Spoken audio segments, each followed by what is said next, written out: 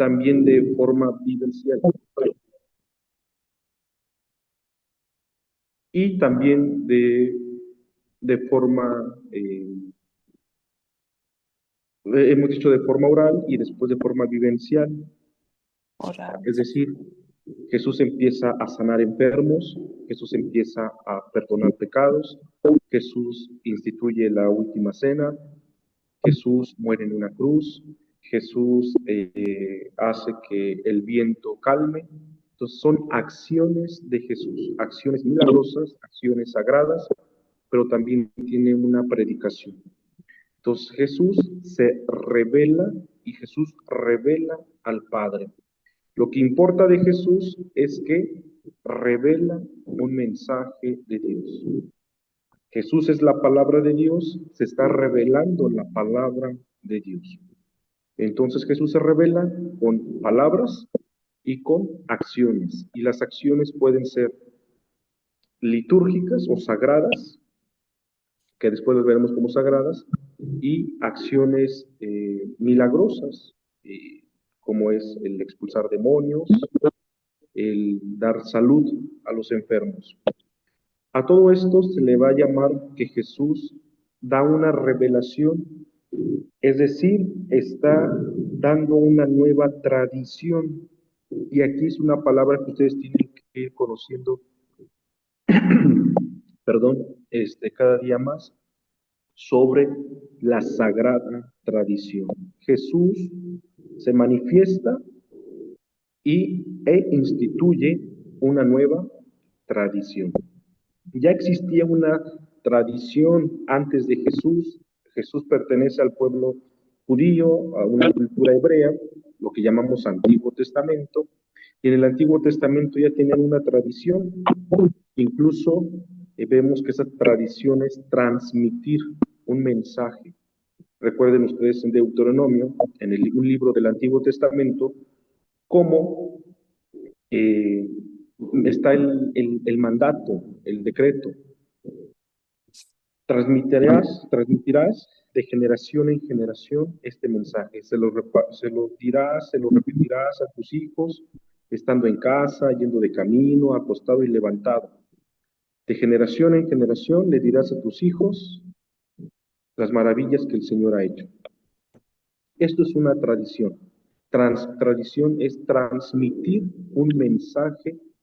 En este caso lo hacían de viva voz y después pasó a escribirse. Pero esta tradición, ya Jeremías anuncia que esta tradición va a ser cambiada, va a ser sustituida, va a ser mejorada, va a ser elevada. Jeremías 31 dice: vendrán días en los que el Señor pactará una nueva alianza, mejores promesas, una nueva tradición. Y eso se cumple con Jesús. Jesús, que es Dios, se presenta y transmite una nueva revelación, transmite un mensaje y a eso le vamos a llamar sagrada tradición. Pero entonces aquí nos encontramos con la situación de que hay alguien que lo va a recibir. Este mensaje, alguien lo va a recibir y serán los apóstoles. Nos dice Jesús, el mismo Evangelio nos dice que Jesús llamó a los que él quiso para que estuvieran con él, para que aprendieran de él, para transmitirles su revelación, su mensaje, y después enviarlos a predicar. Entonces, el trabajo de los apóstoles es conocer a Jesús, estar con él, conocer sus palabras, sus predicaciones, conocer sobre sus milagros. El trabajo de los apóstoles se resume en 3 puntos. Conocer a Jesús, interpretarlo y transmitirlo. ¿Quiénes interpretan a Jesús? Los apóstoles. Y lo van a interpretar a la luz del Antiguo Testamento y de lo que el mismo Jesús dijo. Entonces, esta sagrada tradición que Jesús les va a compartir sobre él, la reciben los apóstoles y los apóstoles se van a encargar de analizar a Jesús, de hacerle un contenido teológico. Es decir, Jesús no escribió el Evangelio, Jesús no escribió la Biblia, Jesús comunica todo su ser. Aquí estoy yo, véanme, tóquenme, escuchen, vean los milagros y ustedes me van a interpretar. Ese es su chamba, ese es su trabajo y ustedes me van a transmitir lo que han recibido de mí. A esto se le llama sagrada tradición. Esta sagrada tradición se da en la iglesia, se da a los apóstoles, y los apóstoles se les llama el segundo eslabón de la revelación. El primer eslabón, como si fuera una cadena, el primer eslabón es Cristo, el segundo eslabón que el mensaje es comunicado a los apóstoles, y al tercero, pues es toda la iglesia. El evangelio no se escribió, o los evangelios no se escribieron inmediatamente. Pasaron más de 30, 40 o 50 años para que se escribieran los evangelios. Lo primero que se tuvo sobre Jesús fue la sagrada tradición. Se comunicaban el mensaje de Jesús de palabras, de viva voz, de forma oral, pero también a través de las obras, que eran lo que conocemos como los sacramentos, la fracción del pan y el modo en el que vivían. El modo en que vivían es transmitir la enseñanza y la doctrina de Cristo. Los sacramentos es la forma en la que comunican, transmiten, pasan el mensaje de Dios, realizando un acto sagrado, como es la última cena, el recordar cada domingo la fracción del pan. En resumen, ¿qué fue primero? ¿La Sagrada Escritura o la Sagrada Tradición? La respuesta la tienen ustedes. Fue primero la Sagrada Tradición. Comunicar de viva voz lo que interpretaron de Jesús, lo que le conocieron. Y esta Sagrada Tradición estuvo por 40, 50 años presente, sin escribirse. Pasando estos 40 años, se escribe esta tradición que es oral, se escribe y surge lo que conocemos como Sagradas Escrituras. Entonces, lo interesante es la revelación. Dios se revela,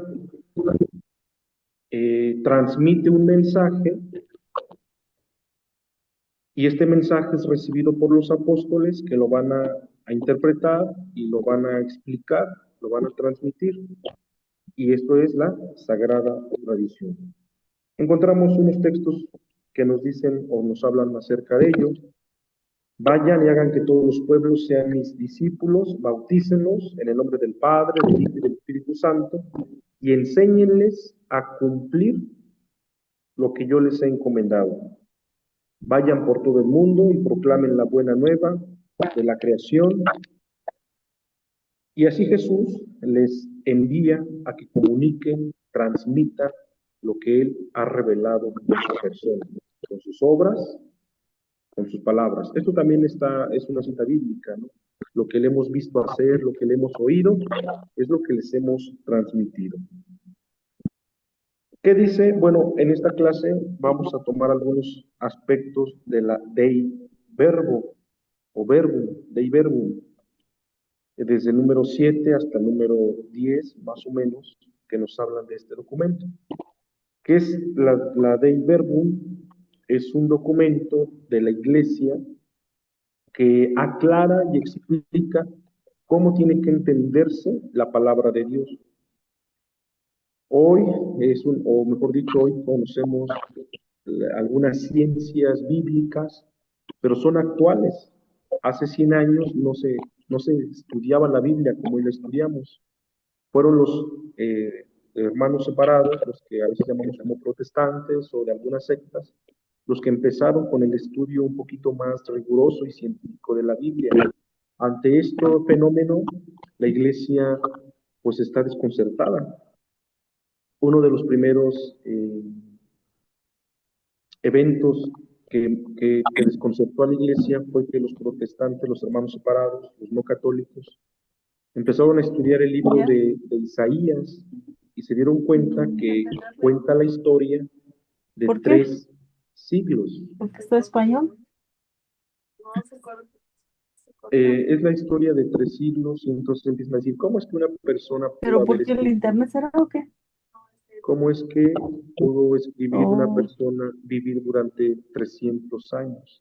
Entonces concluyeron que se trataban de varias personas y la iglesia ante estos estudios pues quedó un poquito callada y hasta después habló y aclaró más sobre la palabra de Dios, de Verbum. Y en este documento que es oficial de la iglesia nos dice cómo tiene que entenderse la palabra de Dios. Y dice en el número 7, Dios quiso que todo lo que había revelado para la salvación de todos los pueblos se conservara por siempre íntegro y fuera transmitido a todas las edades. Por eso Cristo nuestro Señor, plenitud de la revelación, mandó a los apóstoles a predicar a todo el mundo el Evangelio como fuente de toda la verdad salvadora y de toda norma de conducta. Lo que importa es el dato revelado, la revelación. Y en la revelación que vamos a encontrar, la palabra de Dios, a Jesucristo, que fue experimentado de forma vivencial, y su mensaje que fue oral, y recoge la tradición de todo lo que Jesús hizo y enseñó. La palabra de Dios se encuentra entonces en 2 fuentes, o mejor, aunque la ley Verbum dice que es una sola fuente, pero la encontramos en 2 depósitos. Un solo depósito, 2 fuentes. ¿Cuáles son estas fuentes? La Sagrada Tradición y las Sagradas Escrituras. Entonces, la palabra de Dios la encontramos en 2 fuentes, que es la Sagrada Escritura y la Sagrada Tradición. ¿Qué fue primero? Repito la pregunta por segunda vez. La Biblia, que es la Sagrada Escritura, o la Sagrada Tradición. Pues es evidente que fue primero la Sagrada Tradición. Pero en las 2 encontramos la palabra de Dios. ¿Alguna duda hasta aquí?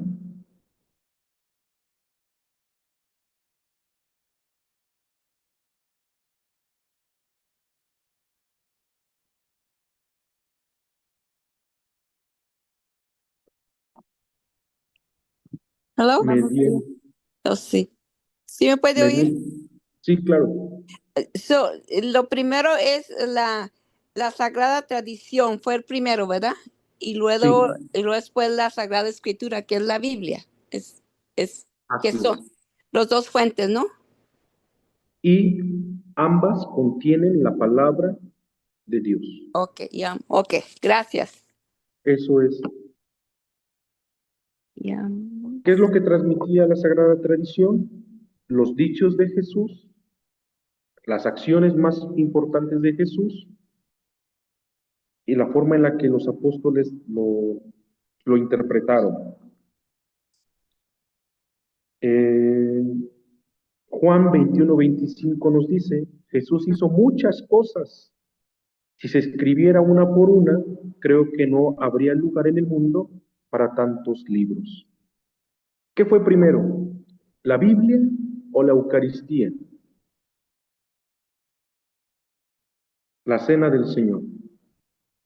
Pues fue primero la cena del Señor, que después la Biblia hace un relato, los que escriben la Biblia, los hagiógrafos, los escritores, hacen relatos para escribir sobre la Sagrada Escritura como testimonio. Y es un error hoy pensar que vamos a la Sagrada Escritura, a la Biblia, para fundamentar la Sagrada Eucaristía. ¿Por qué? Porque lo que fue primero fue la cena del Señor, que se transmitía, se comunicaba este mensaje de viva voz, de decir, esto lo hizo el Señor, y además que lo practicaban cada domingo la cena del Señor, hasta que 40 años después se puso por escrito que celebraban la cena del Señor. Y el mismo San Pablo después va a decir, ¿no? En Corintios, yo recibí la tradición, y empieza a hablar sobre la Eucaristía en el capítulo 11, a explicar que él recibió la tradición. ¿Cuál tradición?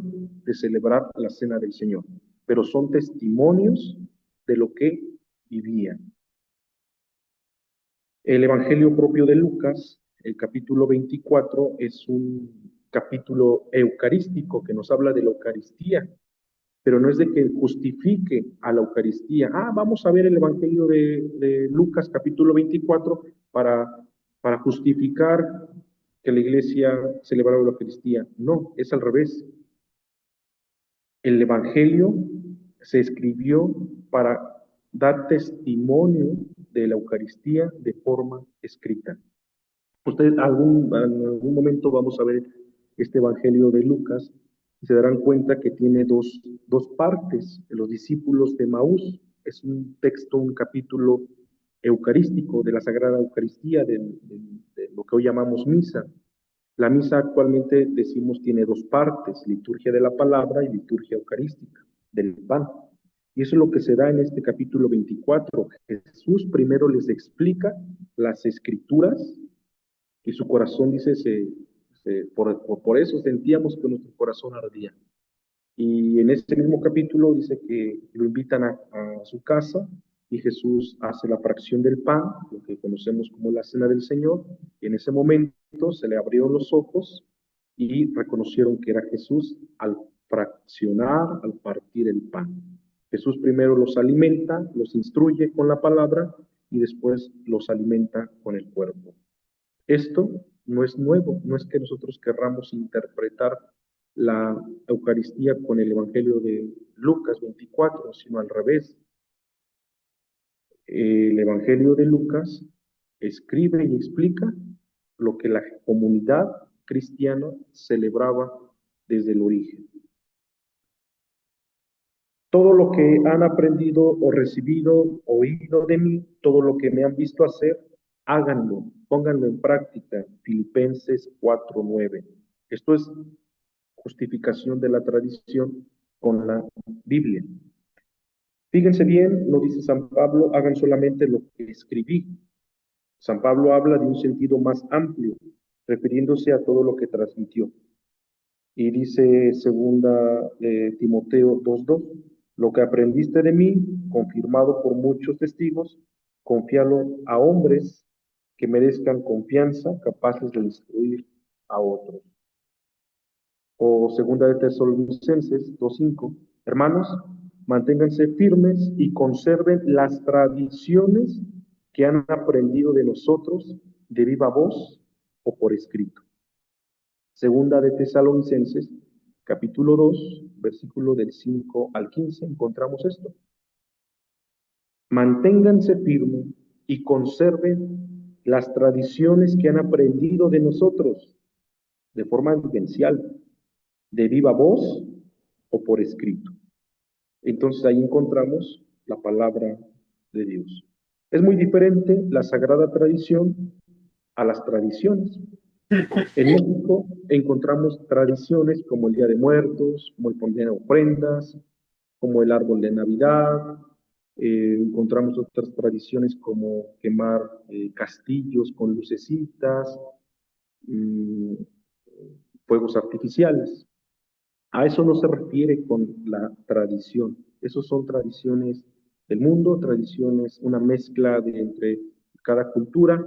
A esa tradición no nos referimos a la sagrada tradición, lo que Jesús quiso revelar de sí mismo a través de palabras, a través de obras, y que fue interpretado por los apóstoles.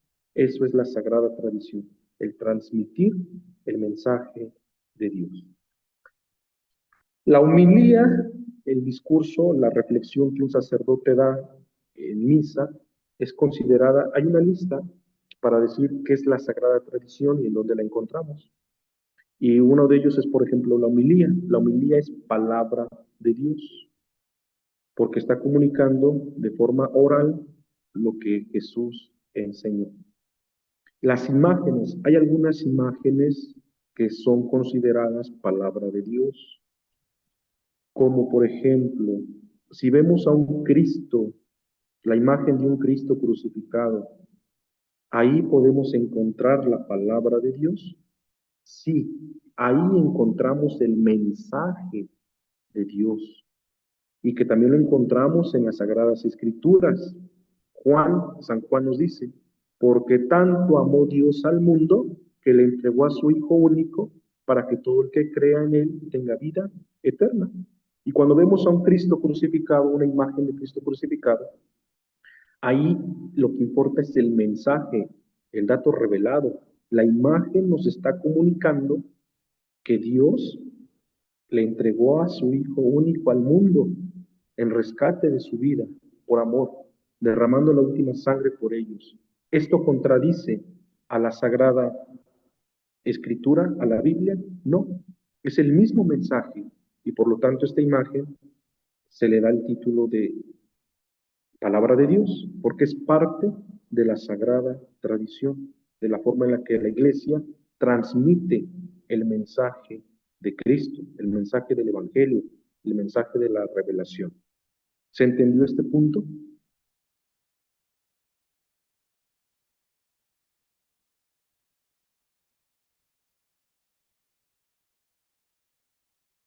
Sí, Gracias. Si alguien yo sé que a veces hablo mucho y a veces no me doy a entender.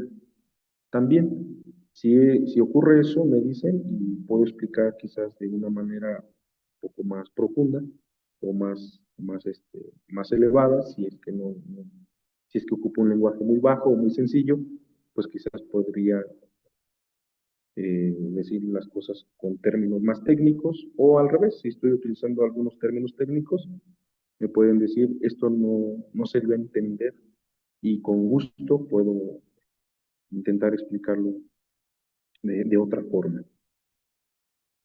Eh, entonces, concluyendo este punto, Jesús viene al mundo, se revela, se interpreta, surge una sagrada tradición que por 30, 40 años es de forma oral, el mensaje de Cristo se comunica de persona en persona, de generación en generación, y la forma de celebrar los sacramentos es palabra de Dios, es es una tradición sagrada el celebrar, por ejemplo, el perdón de los pecados, el matrimonio, la confirmación, el recibir el Espíritu Santo. Todo esto que encontramos en la Biblia fue primero creído de forma y transmitido de forma oral y vivencial. Y así surgen los evangelios. Los evangelios no los escribió Jesús. Los evangelios los escribieron las personas que conocieron a Jesús y los escribieron 30, 40 o 50 años después. Por lo tanto, en el Evangelio no vamos a encontrar discursos exactamente como los dijo Jesús. Hoy nos pueden decir una información, hoy podemos vivir un problema, un choque, cualquier situación difícil, y hoy podemos contarla de un modo, pero en 2 años difícilmente nos podemos acordar de todos los detalles y de las palabras exactas, al menos que tengamos una memoria eh, pues excelente y muy buena que pueda registrar todo. Por ejemplo, las bienaventuranzas, no es que exactamente así Jesús las dijera. Hemos dicho por ello, suavecito, de forma suavecita, así un poquito, que fueron los apóstoles los que interpretaron los discursos de Jesús y después con su parte humana lograron interpretar lo que Jesús decía con el Antiguo Testamento y poderlo explicar a su modo y a lo que pudieron entender. Y cada apóstol entendió de forma diferente a Jesús. Cada evangelista interpretó a Jesús de diferente manera. Cada uno desde sus capacidades, cada uno desde lo que conocía, no lo interpretaron igual. Y entonces por eso encontramos una gran riqueza de diferencias en el Evangelio, porque cada uno quiere rescatar lo que interpretó de Jesús. Y este es un problema que quizás a veces no nos rompe la fe, pero a como vamos conociendo sobre la Biblia, sobre la Sagrada Escritura, nos damos cuenta estas partes científicas sobre la palabra de Dios. Pero ante todo ello vamos a reconocer lo que dice el documento del Dei Verbum. Es palabra de Dios. Aunque lo escribiera San Marcos 30 años después, es palabra de Dios, es lo que quiso Dios que se escribiera, dice este documento del Dei Verbum. Tiene exactamente lo que Dios quiso que se escribiera por inspiración de Dios. La Biblia, ¿cuántos autores tiene? La Biblia tiene 2 autores. Dios que inspira y el hombre que escribe. Dios no escribió la Biblia, la escribieron los hombres y son colaboradores. Pero dice el mismo apóstol, ¿no? Ustedes recibieron la palabra de Dios no como palabra humana, porque está escrita en palabra humana, en griego, en hebreo. Es un lenguaje humano, no divino, porque Dios no habla como nosotros, no escribe como nosotros. Entonces, la Biblia tiene estos 2 autores. De manera especial, reconocemos que es Dios el autor. Y el hombre echa mano de los recursos humanos para poder escribir a nombre de Dios. Pero el mensaje es de Dios. Dice el apóstol, antes de que se me olvide, han recibido la palabra de Dios como lo que es. No la han recibido como palabra humana. Está escrito en un lenguaje humano y fue escrita por hombres, pero no la reciben como palabra humana, sino como lo es en realidad. Esto lo dice la Sagrada Escritura, ¿no? La reciben como es en realidad, palabra de Dios. Esto no nos tiene que escandalizar, ¿verdad? Por tercera vez repito, la Biblia no cayó del cielo. Fue inspirado el mensaje de lo que tenían que escribir los evangelistas, los agiógrafos, y quiso Dios que se escribiera solo lo que Él quería que se escribiera. Después vamos a ver que hay añadidos en las Sagradas Escrituras. Pero bueno, nosotros, lo digo por 4ª vez, reconocemos que la Biblia, aunque fue escrita también por los hombres, o mejor dicho, por los hombres, el mensaje es divino. El mensaje viene de Dios y es palabra de Dios, es palabra del Señor Jesús. Por eso vamos a tener entonces una sola tradición y 4 puntos de vista. 4 son los evangelistas. 4 personas interpretaron a Jesús de forma muy distinta. Y los 4 evangelios son Mateo, Marcos, Lucas y Juan. 4 evangelistas tenemos una sola revelación y la tenemos en 4, o lo que hemos llamado 4 evangelios. Mateo, Marcos, Lucas y Juan. Y cada uno de ellos va a interpretar a Jesús y lo va a explicar de forma distinta. Por ejemplo, pero, bueno, acabé de aclarar que los 3 evangelios sinópticos son Mateo, Marcos y Lucas. Todos menos San Juan, porque San Juan escribe de una forma muy distinta la interpretación de Jesús. No se parece a la estructura, a las parábolas, a las enseñanzas que aparecen en los otros tres evangelios. Sinópticos significa vistos con una misma visión, con un mismo ojo, sinópticos, ópticos, vistos con un mismo ojo, con una misma interpretación. Y San Juan explica a Jesús de una forma distinta.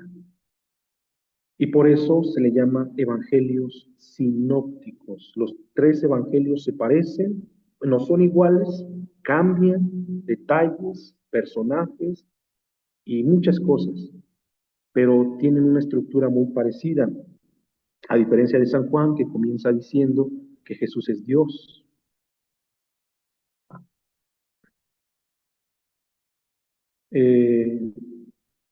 Vemos que el Evangelio de San Juan comienza diciendo que Jesús es Dios. Y, por ejemplo, San Juan dice que Jesús, en palabras de Jesús dice, Jesús dijo, nadie me quita la vida, yo la entrego. Nadie me quita la vida, yo la entrego. Y tengo poder para darla, poder para recobrarla. Pero para el Evangelio de Marcos nos presenta un Jesús humano, un Jesús que tiene miedo, un Jesús con angustia, y lo presenta en el huerto de los Olivos. En el capítulo 14, Marcos dice que Jesús tenía miedo y ya no quería entregar su vida. Y le decía al Padre, Padre, si es posible, aparta de mí este momento, esta hora, este cáliz, pero que no se haga mi voluntad sino la tuya. Para el Evangelio de Marcos, la perspectiva de Marcos es Jesús ya no quiere ir a la cruz. Pero para el Evangelio de San Juan, sí, igual para Lucas. Para Lucas y Juan, Jesús quiere ir a la cruz, pero para el Evangelio de Marcos, Jesús tiene miedo. Es decir, destaca la parte humana de Jesús. Y el Evangelio de San Juan destaca la parte divina, el valor de Jesús como Dios. Entonces, por eso llamamos Evangelio de según San Juan. Según, bueno, aquí en México la traducción litúrgica es así, según. No es como dudando de, pues creo, según, o no estoy seguro, sino mejor dicho es, según lo que nos transmitió el evangelista Marcos, según la perspectiva de Juan, según la perspectiva y la interpretación de Lucas. Entonces, en nuestra materia vamos a estudiar solamente tres evangelios: Mateo, Marcos y Lucas. Son los evangelios sinópticos. Y finalmente voy a explicar esto, que es sobre cuál evangelio fue primero. ¿Ustedes cuál creen que fue el primer evangelio que se escribió?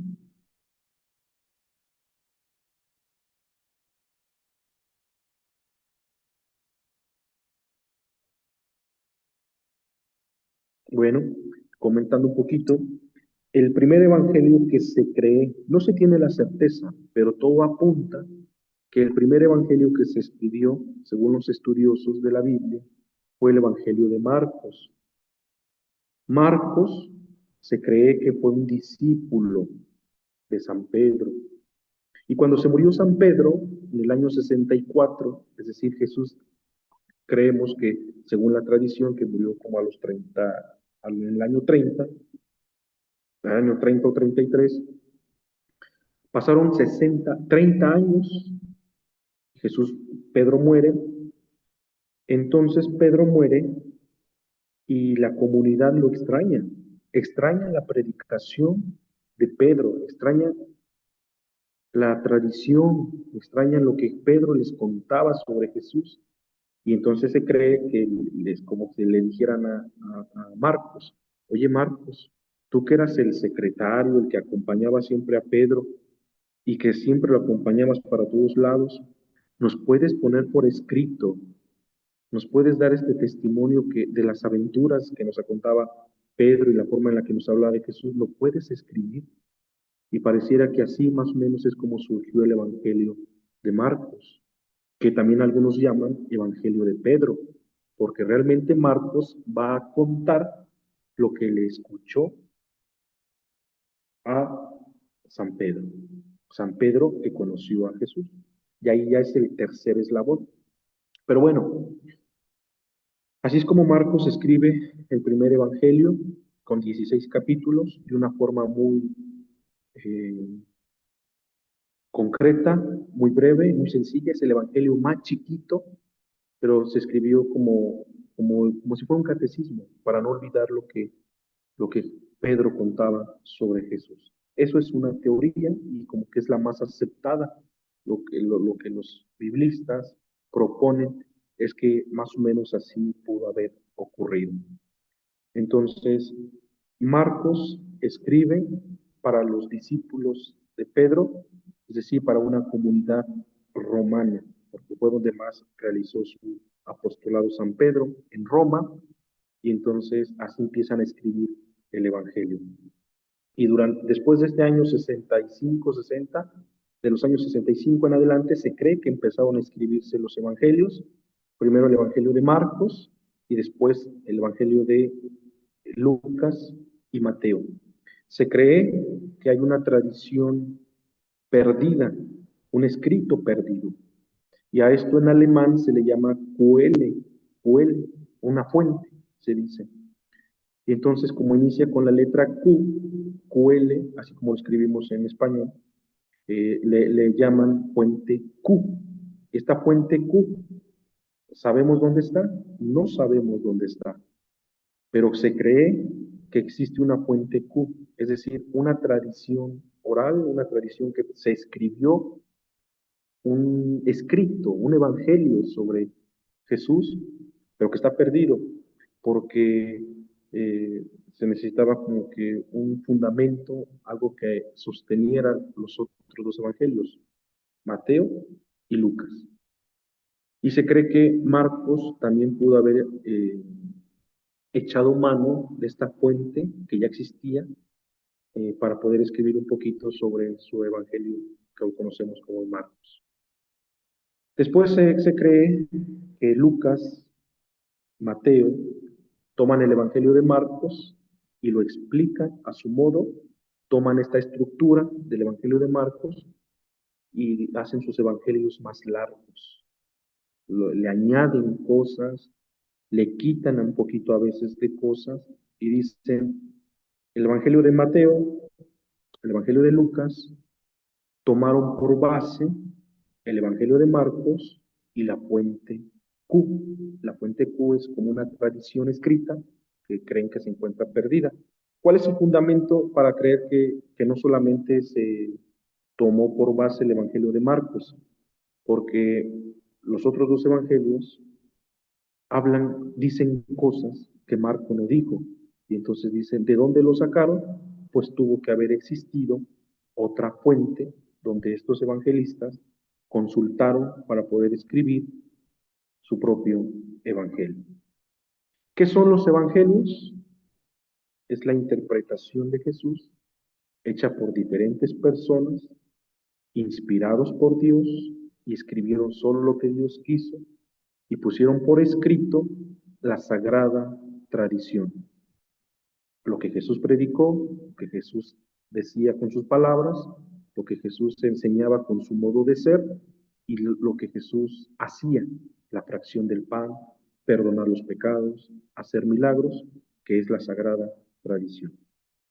Encontramos en los evangelios los discursos exactamente como los pronunció Jesús. Y la respuesta, aunque a veces pudiera parecernos un poquito fuerte, es que no. Encontramos en los evangelios, si acaso, el mensaje, sí, el mensaje es lo que quiso Jesús transmitir, pero no las palabras exactas. Cada evangelista incluso va a cambiar los discursos de Jesús. En un lado dice, Jesús dijo así, y en otro lado dice, no, Jesús no dijo así, Jesús dijo de tal forma. En los evangelios, si acaso vamos a encontrar pequeñas palabras, pequeñas frases, mejor dicho, de lo que sí dijo Jesús. Joaquín Jeremías, un historiador, en un librito que dice sobre las verdaderas palabras de Jesús. Una de las primeras palabras que dice, no podemos tener duda de lo que dijo Jesús, es Abba, papito, padre.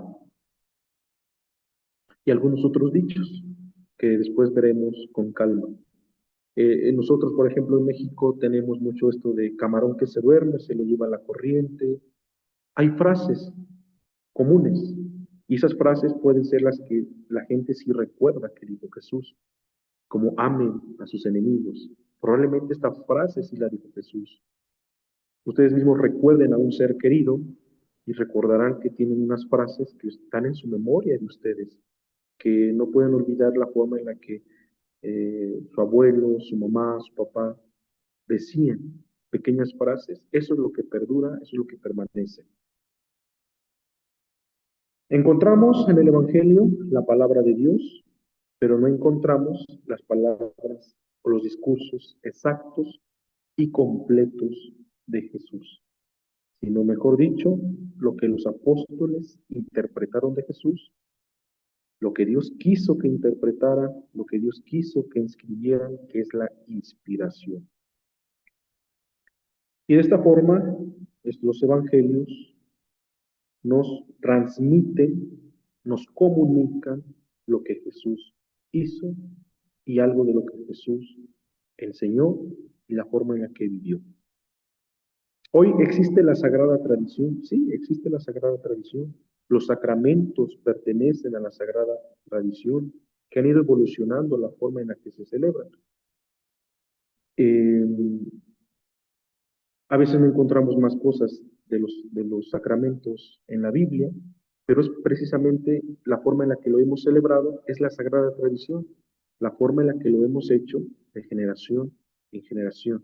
Esto es comunicar la acción de Dios, es comunicar el mensaje de Dios. Lo que importa, lo digo por séptima vez, es el dato revelado, lo que Dios quiso revelar, transmitirnos y comunicarnos. Bueno, creo que hasta aquí, con esto iba a concluir, o hasta aquí tengo pensado esta como introducción, llegar solamente hasta la fuente Q, el Evangelio de Marcos, cómo surgieron los evangelios, que, que pasó primero la Sagrada Tradición, después los Sagrados Evangelios. Para la próxima sesión, empezar a abordar las estructuras de cada uno de los evangelios y en cada sesión mencionar la fecha, el origen y las estructuras de cada evangelio. ¿Alguna duda?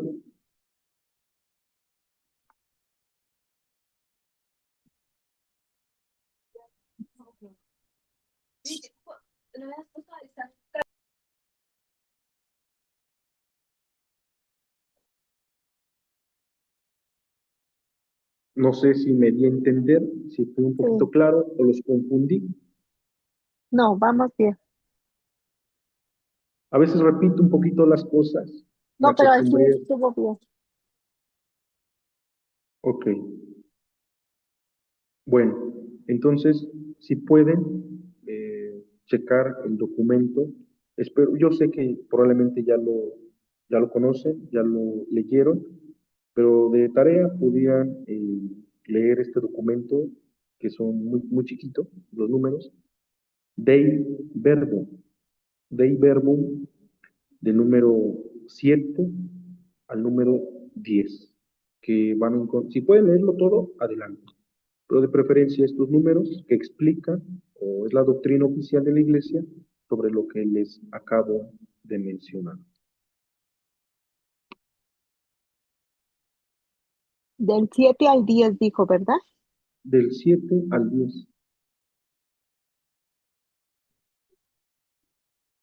Dei Verbum. Nos habla de esto, de la Sagrada Tradición, y de que la palabra de Dios se encuentra en dos puentes, y esto del mensaje. Bueno, espero no ser muy repetitivo y que mis palabras se puedan entender, que pueda yo transmitirlo de una forma clara y no confundirlos. Y cualquier cosa, pues estoy aquí. Pues, si hay alguna observación, con mucho gusto. Y pueden participar, de verdad, pueden participar, interrumpir, levantar la mano para aportar o para mencionar si algo no lo estoy explicando de forma clara. Pues que Dios los bendiga. Nos vemos la próxima sesión. Muchas gracias. Que Dios lo bendiga. Hasta luego. Hasta luego. Muchas gracias, hermano Fernando. Te agradecemos por este compartir. Desde luego que nos enriquece en conocimiento, en sabiduría. Agradecemos también por tu tiempo y por esta preparación que nos has dado en este momento. Y pues bien, poco a poco también las personas van a ir perdiendo el miedo para ir compartiendo. Ahorita están así como que quizás con un poco de nervios, pero poco a poco van a ir fluyendo. Primeramente Dios. Primeramente Gracias. Dios. Sí, primeramente Dios. Gracias, Hasta hermano. luego. Te Muchas agradecemos. Nos gracias, vemos la Muchas hermanito. Dios lo gracias. bendiga. Que Dios lo Gracias. bendiga. Que pasen buenas tardes. Buenas tardes. Gracias, Víctor. Gracias, hermano. Los demás los invito a permanecer en este foro en unos minutitos, unos 2 minutitos en lo que se despejan, toman agua y volvemos aquí a la siguiente materia. Gracias.